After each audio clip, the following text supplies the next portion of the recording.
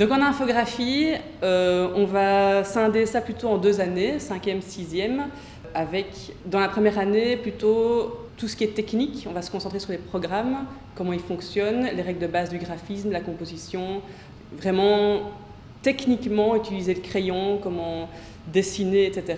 Alors qu'en 6e, on va plus utiliser tout ça pour faire passer un message, pour être plus dans la création et plus vraiment utiliser tous ces outils pour communiquer. Et en 6e, la grille change par rapport à la 5e.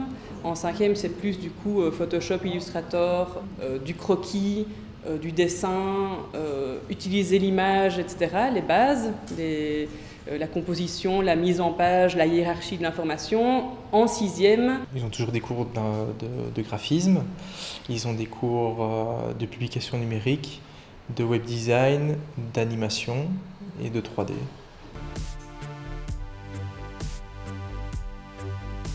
Il faut un ordinateur. Il faut un ordinateur pour pouvoir faire tourner les programmes de base, la suite Adobe. Il y a certains programmes qui ne feront pas tourner chez eux parce qu'il faut un matériel vraiment adapté. La 3D, par exemple, ils ne feront pas chez eux, mais a priori, tout le reste, ils doivent pouvoir travailler chez eux. Il faut avoir des qualités, je dirais, comme un sens de l'esthétique.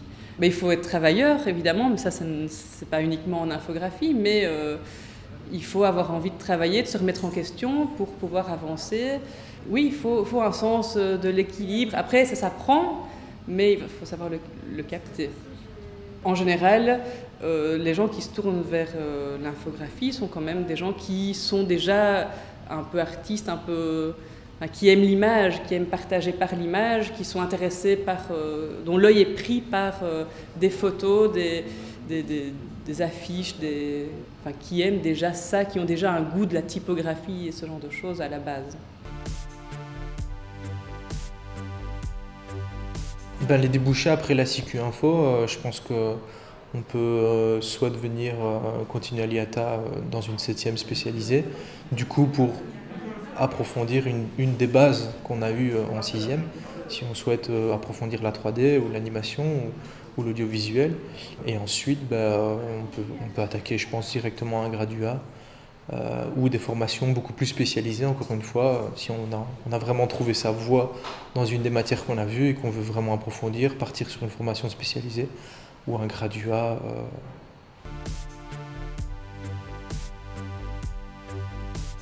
Chez nous, en fait, contrairement à d'autres options, on laisse énormément de liberté. Donc on va essayer vraiment que l'élève s'exprime dans ce qu'il a envie de faire dans un premier temps, parce qu'on pense que c'est comme ça qu'ils vont le mieux apprendre. Après, on ne va pas leur permettre de faire du manga 2 ans. Mais s'ils ont envie, parce que c'est leur passion, de travailler à un moment un manga, on ne dira pas non. En général, chez nous, on lance un thème, mais on essaie toujours que ce soit un thème qui leur permette d'aller dans l'espace-temps, dans l'espace géographique, dans l'espace culturel, à eux d'aller chercher justement et de se poser et de nous proposer ce qu'ils ont envie. C'est la différence peut-être parfois avec d'autres options, c'est qu'on est en termes artistiques, on leur laisse énormément de possibilités.